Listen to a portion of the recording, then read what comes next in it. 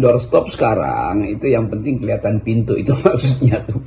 Jadi bayangkan misalnya keunikan dari doorstop adalah kegembiraan wartawan untuk langsung menyodorkan mic dan langsung dapat jawaban tanpa ada basa-basi, tanpa ada rekayasa dari narasumber. Itu namanya doorstop, tidak perlu dipersiapkan semacam teks atau rilis resmi itu. Jadi keinginan kita untuk berkomunikasi memang pada ujungnya ditentukan oleh kemampuan kita untuk percaya diri tuh.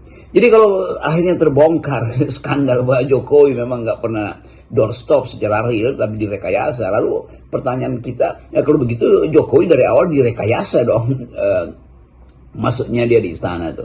Dan memang dia direkayasa karena kapasitasnya tidak cukup untuk hadir secara mandiri, hadir secara otentik, tumbuh di dalam diskurs dengan publik kan.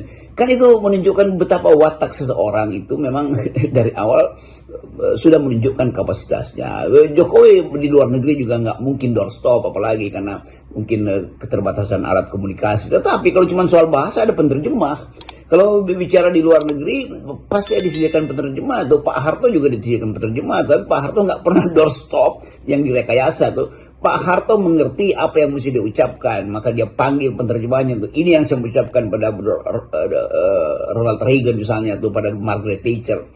Jadi ada semacam kekuatan batin atau kekuatan jiwa untuk mengatakan saya Presiden Republik Indonesia, saya nggak ada masalah dengan publik internasional, yang penting saya ucapkan ini poin Indonesia. Orang nggak lihat itu pada Jokowi, apalagi terbuka sekarang bahwa Jokowi memang nggak pernah berani doorstop. Jadi selama ini memang kepalsuan Jokowi itu diperlihatkan dalam bahasa tubuhnya tuh.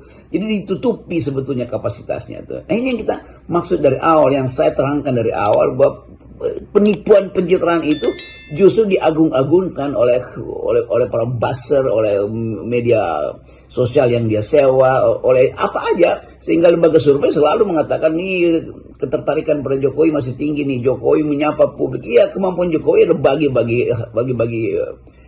goodie bag aja, dan itu pun hadiah itu dilempar-lempar di dalam mobil. Jadi mulai terlihat kekonyolan-kekonyolan di istana tuh. Ini pasti direkayasa oleh staf-staf komunikasi istana yang memang dungunya sejenis tuh. Lalu apa fungsi wartawan istana kalau begitu? Buat apa ada semacam tim yang di press roomnya istana itu kalau Jokowi akhirnya menghindar, takut untuk diwawancara secara mendalam? Kan itu pemalsuan kan.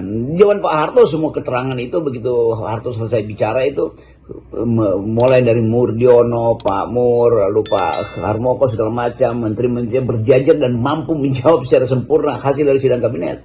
Ini yang membuat kita nggak ngerti itu sidang kabinet isinya apa itu. Kan Jokowi mesti datang ke depan publik mengatakan ini yang saya sudah putuskan. Tapi artinya dia nggak ngerti apa yang dia diputuskan. Jadi bukan kita mau mengolok-olok, tapi ya terbuka akhirnya perlahan-lahan bagaimana kapasitas presiden itu dimanipulasi melalui headline yang dibuat-buat, dimanipulasi oleh mereka yang memang menghindar dari ketajaman pertanyaan jurnalis. Ini skandal baru dalam politik Indonesia. Udah banyak skandal yang sedang dibuat Pak Jokowi, tapi ini juga skandal yang ada lucunya itu. Seolah-olah presiden tampil dengan postur yang punya kapasitas, tapi setelah terbuka candidnya, ya ada aja bocoran dari istana yang untuk memperlihatkan bahwa sebetulnya ini tipu-tipu sebetulnya. Jadi tipu-tipu itu akhirnya dibocorkan satu persatu dari kalangan istana sendiri itu. Nah ini soal yang ya jadi bahan olok-olok publik bahwa ternyata kita presiden ingin ada calon boneka di dalam pilkada atau pemilihan gubernur, ternyata dia sendiri adalah boneka yang dibonekakan oleh ketidakmampuan dia sendiri kan, sebetulnya itu aja.